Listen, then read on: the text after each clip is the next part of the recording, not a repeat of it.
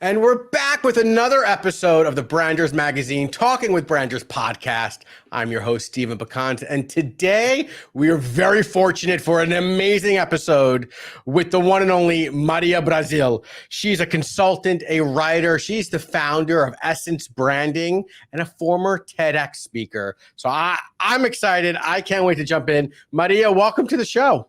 Hey, Stephen. Hey, thank you very much. I'm very happy with your pronunciation of my name. It's amazing. Thank you very much for that. I appreciate it.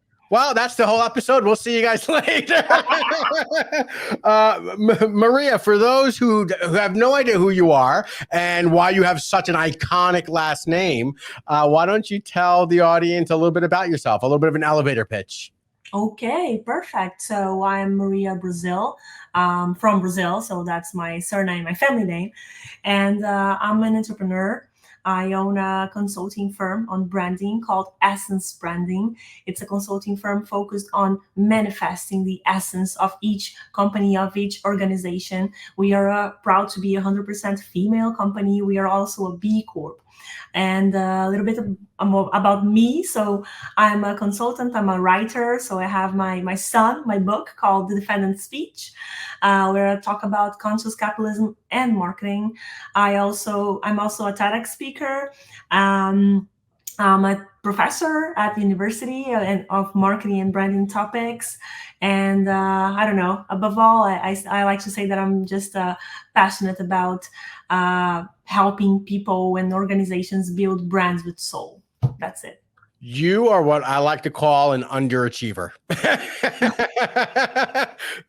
Well, amazing with all of that. I love the fact, like I've dabbled in being a professor as well. I'm an adjunct at a couple universities, one in Europe, one here in the States. And sometimes I feel that being able to teach it just makes you better at doing it, right? Would you feel the same? Yes, I do, because teaching kind of challenges us, like being in the classroom is a great way of connecting our market experience with the critical perspectives of the academia and the academic papers and everything. So it's a great way of blending things up and I don't know, sharing with other people and thinking together. That hive mind, right? Like I often find that I learn so much more from them than I think that they're learning from me, right? Because we may talk about a topic. Let's just use brand essence as an example, right? Finding that soul of your brand, and I might give my definition and my examples of what brand essence is, but how the students who are younger, how they interpret it through their lens often makes me go, I've never looked at it that way, or that's a really unique way of looking at it. So I'm a very big proponent on the next generation. They're going to be so much better than we are. I hope so. I hope so too. We'll see with this whole TikTok stuff.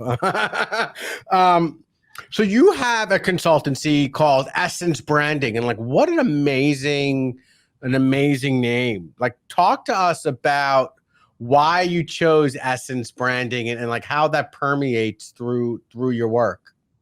So that's interesting. That's a very interesting question, because the thing is, to tell you that, I have to kind of, long story short, tell you a little bit about my life story, career. That's the thing.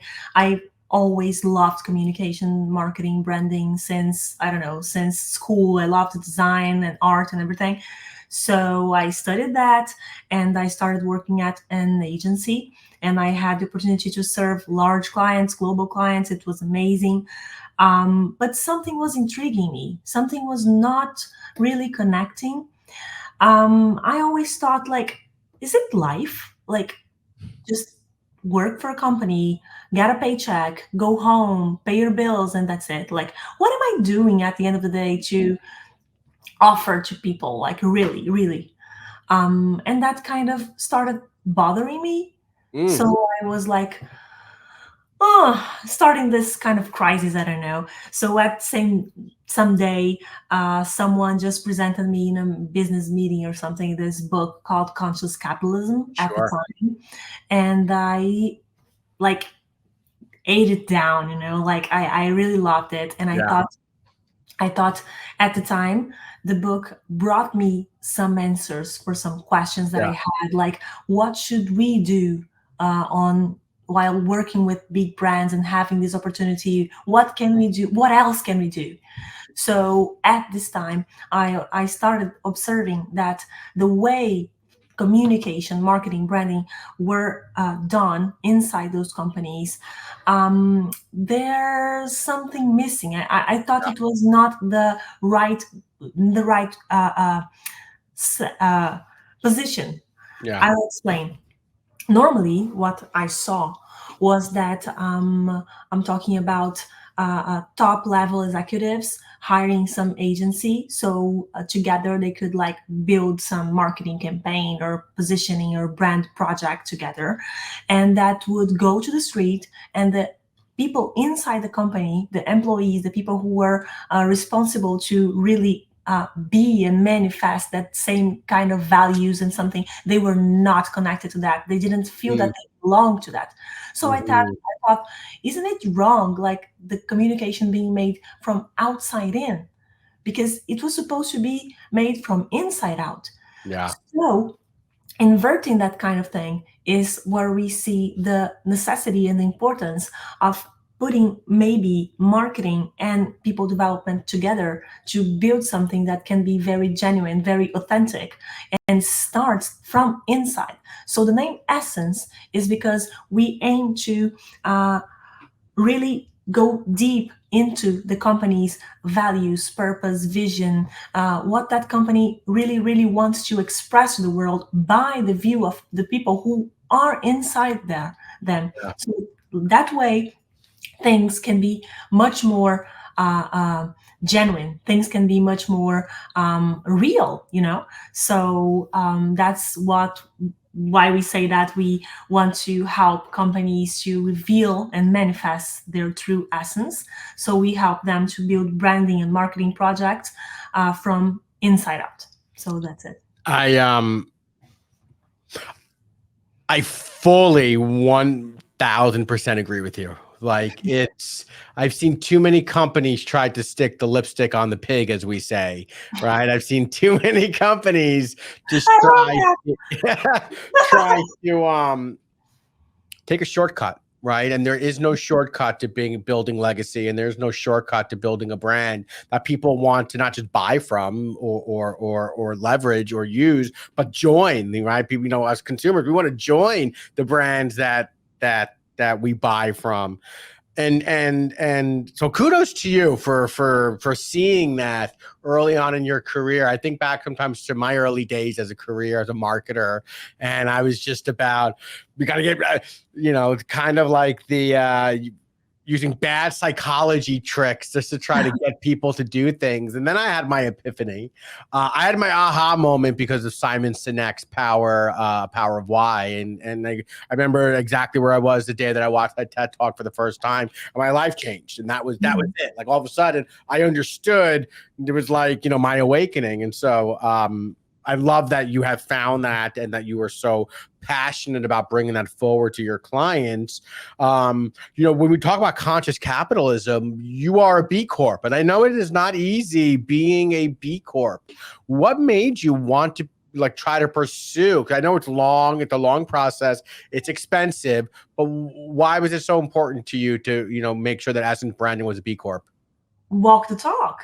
So Yeah. I was uh, talking about that a lot, like doing lectures, doing classes, teaching classes, writing my book. My book is about it. So how could I be an entrepreneur and not want my company to be like really, really inside that? So it's my ever since I thought about having Essence Branding, I thought that it would be and should be a B Corp to be connected with this whole network of other companies and people that think just like me. Yeah. Serving people over profits in a way. I didn't even get the question out, Maria, and you were like, walk the walk. Like, this is it. You know what I mean? Like, you knew exactly. And I think that's effing brilliant, because I think there's too many organizations that have, have a loudspeaker, but then their practices don't showcase it. And so, I love that. You actually have a video out, and I happened to snoop on it from a while back, saying branding is people. Mm-hmm. So like, I'm trying to create a thread here. What prompted you to make that video, and what does that mean? Because I really think that the only like the first thing that matters inside organizations is people. Like organizations are made of people, are groups of people um, organized and through a same vision. So Yeah. branding is people, because at the end of the day, you have two things, right? Inside an organization, you have a culture that is inside. That's what people are really living, doing, breathing in the daily basis. And you also have on the other side the positioning, how this company positions itself to the market. So in and out, culture and positioning out. Yeah. What I say is that the distance between those things is inversely proportional to the authenticity that it has. So if it's more distant, it's less Yes. Yeah. authentic. So Yeah. it's more together, it's connected, it's more authentic. So Oh, that's the interesting. thing. You have culture and positioning, and you have to keep it together as much as you can. So that's the thing about doing branding from inside out, like listening, considering your team, your employees, and just seeing what's happening on the inside. Because most times leaders just ignore that. They think that it's better to, in a creative way, think about of a fancy, new, sexy, amazing way of attracting consumers, and they almost forgot to how to do that for inside. Or Yeah. maybe they do, but they don't connect the two Yeah. strings. I don't know. So that's the thing. You have to put them together in order to get more authenticity for your brand. And I think I've never. You actually almost made a math problem out of it. So I was like kind of looking up, saying, "Wait a second, carry the y x." But it makes I'm sorry. I hope no, I but it can. makes perfect sense. Okay. And I also feel that, when we say branding is people, I think we also have to recognize, internal culture, how positioning is able to have you externally communicated, but who's on the other side of that communication? People, your Mm, customers. that's So the like thing. it becomes the flywheel of branding essentially.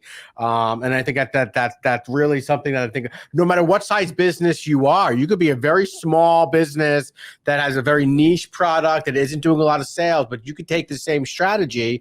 And you could be a very large, blue chip Fortune 50 company, and you also need to think the same. So I think that I don't think that the size of the organization necessarily matters. I think it all comes down to the willingness to try and do it right, and that's what's really important.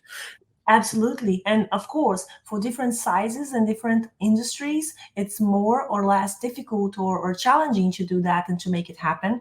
But that's definitely something that every single company should pay attention to, because every single company that is in the market is made by people or have people working inside, and also have a brand positioning that they want to carry out. Absolutely. So that's the thing.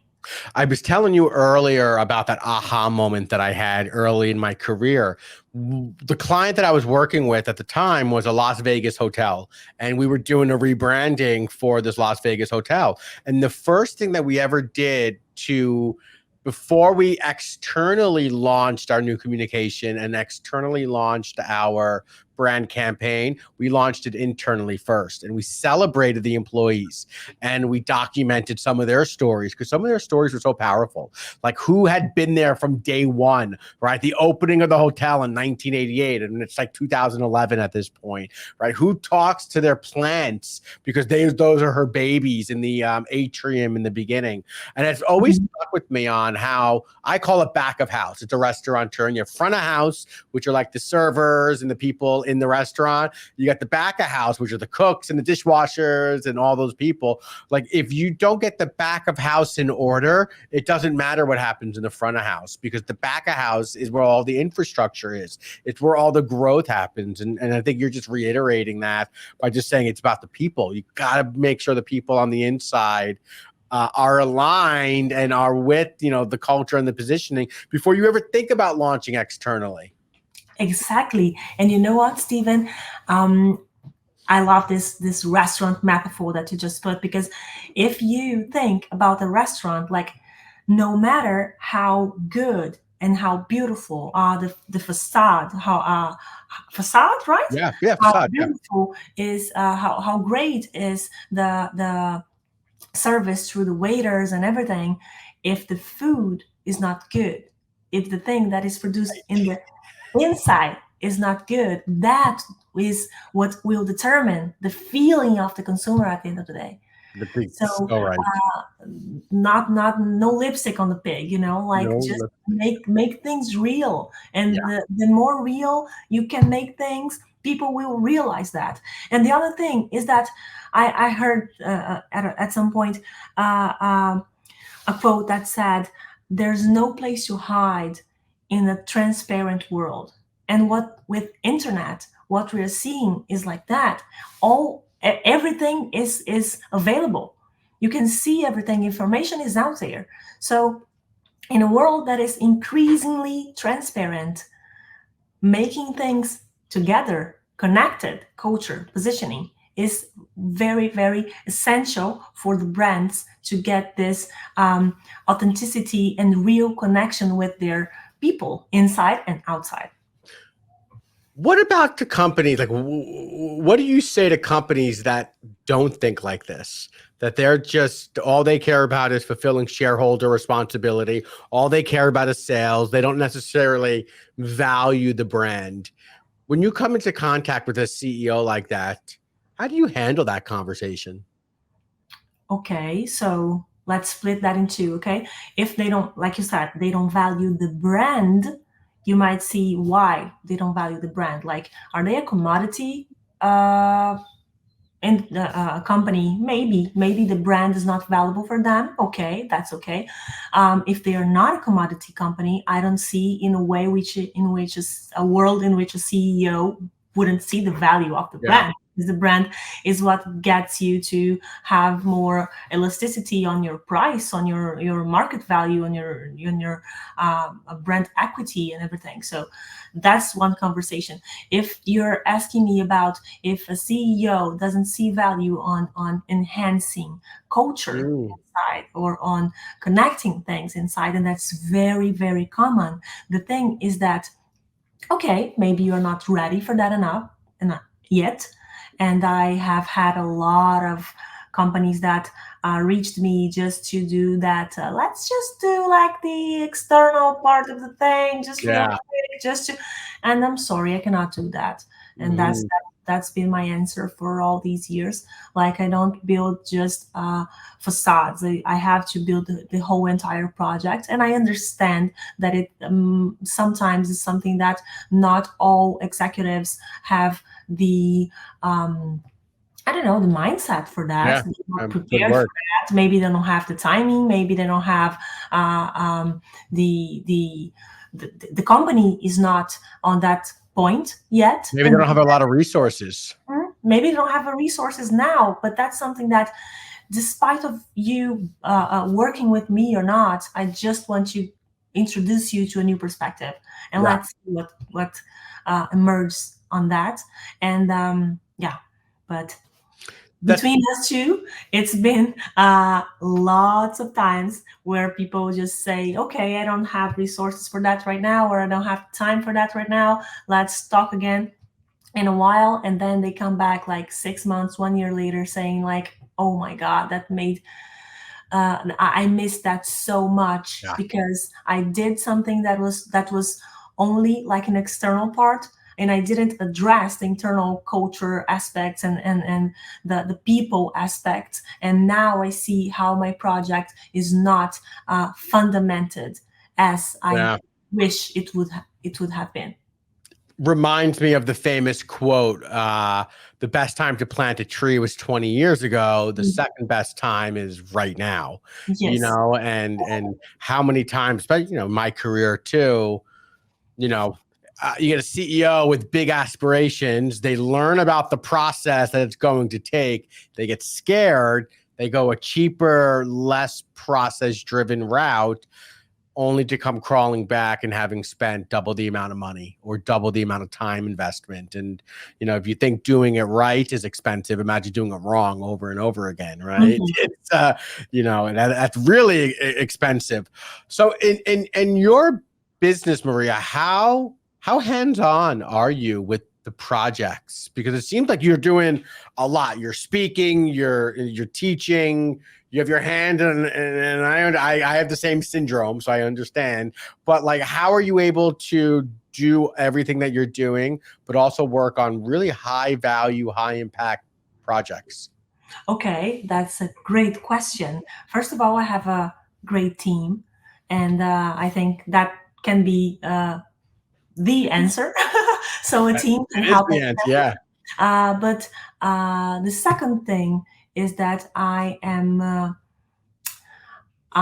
very organized person. So I'm Mm, that kind of person that has everything on its own box. You know, how is it? So yeah, I like to organize my schedule. I like to organize my timetables so I can make everything happen. I always say that it's not lack of time; it's just lack of organization. So that's something that I exactly right. that I think, because maybe it's not your priority, and that's okay. But even to think about that is part of organizing your schedule. Yeah, So it's not like that, oh, you have to do everything. No, no, no, no, no. It's not, I'm not that kind of person, like, yeah. don't sleep, just work. No, no, no, no, no. It's just like, prioritize what you want and then organize that into a schedule, and then you see what you can do. But That's very true.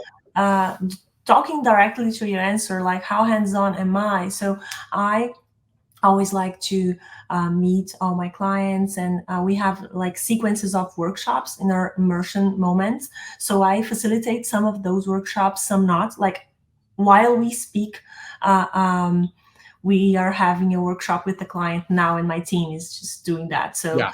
um, that's it. I appear at some points, but I always want and try to keep a very close eye on how the projects are going out, are being delivered, so Yeah. I can just have this good perspective on the quality and the excellence of the delivery.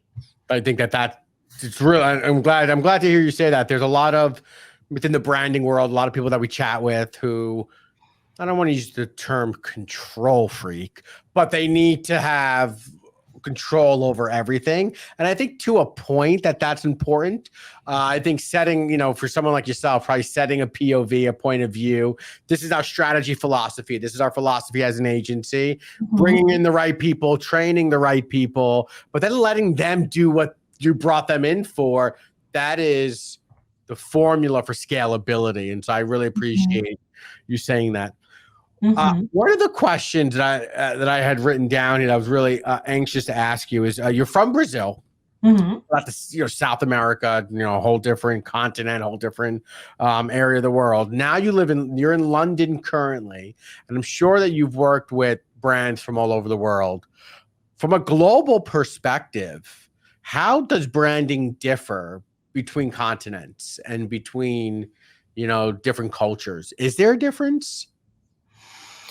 Whoa, that's an excellent question. So I think in this deep perspective of connecting with people and people's feelings and people's um, necessities and you know I don't know, sentiments. It's the same, because people are people. That's the thing. People want to belong. People want to be loved. People want to be listened to. So despite of the part of the world, people will behave like, in that sense, of course, Yeah, in the same way. But I don't know, the view, the perspective on what is branding or the importance of branding. I guess it's more developed in some countries that have more.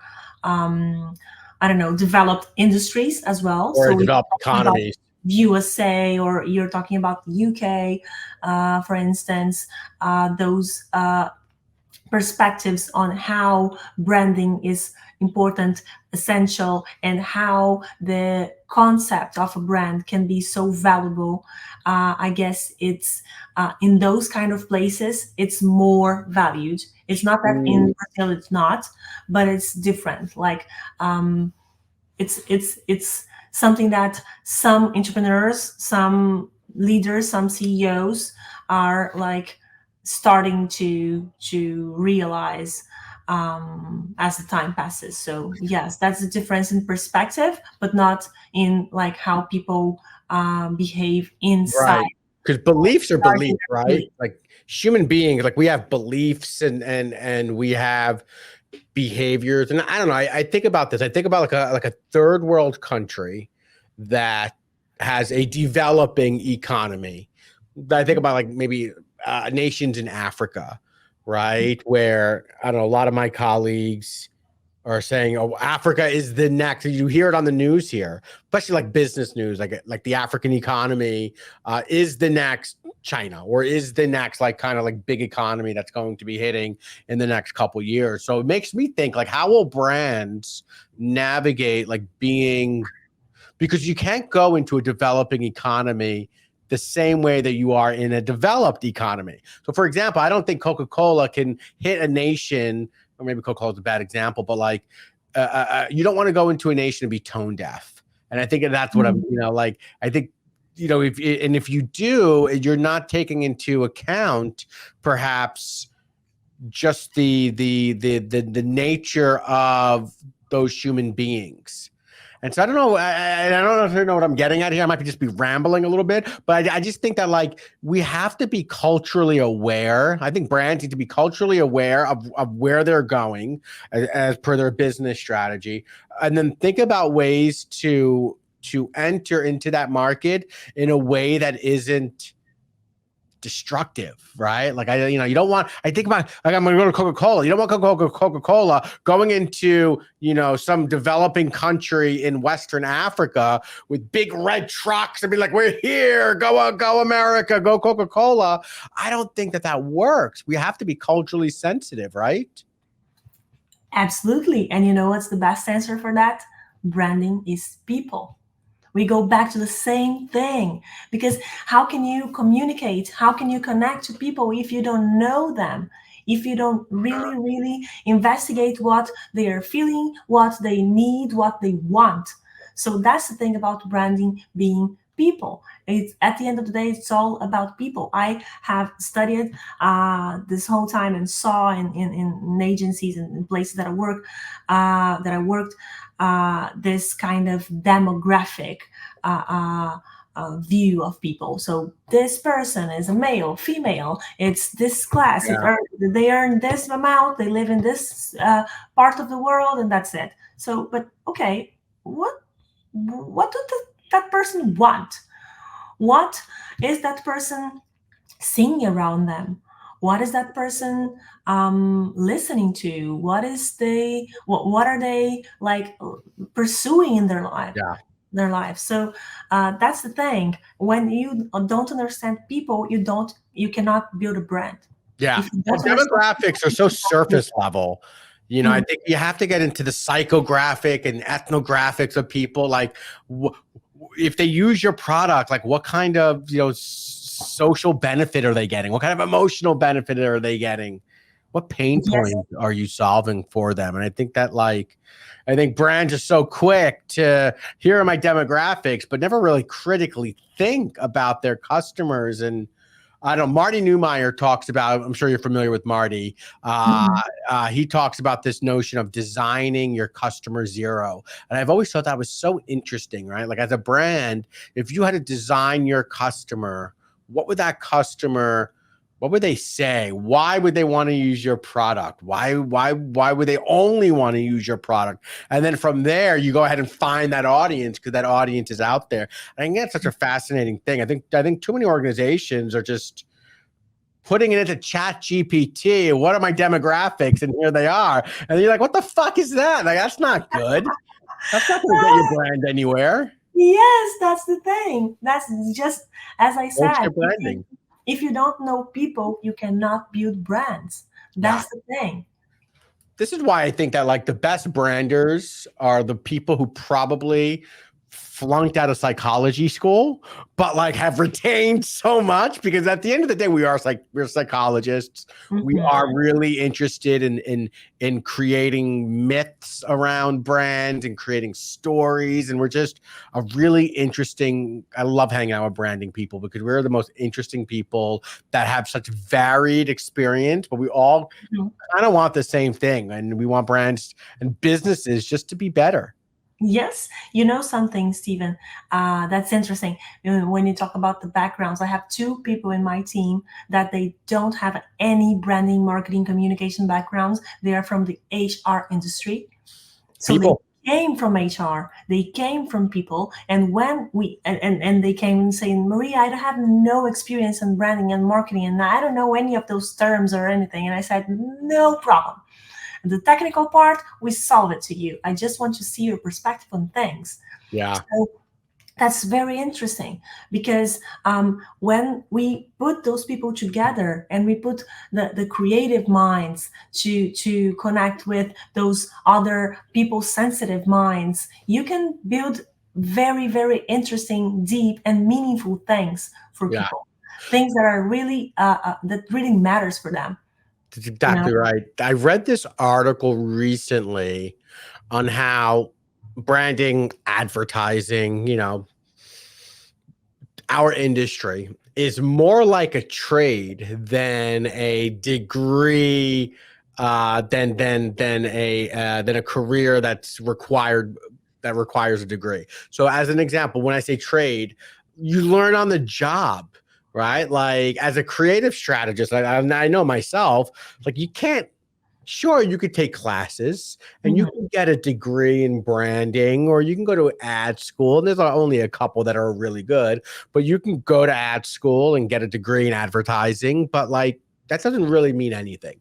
What matters is getting your hands dirty, making mistakes, pushing the most wildest idea and trying to make it land with your customers. And I think it's really interesting that you have hired HR people because at the Mhm. end of the day, like who knows people better than human resources?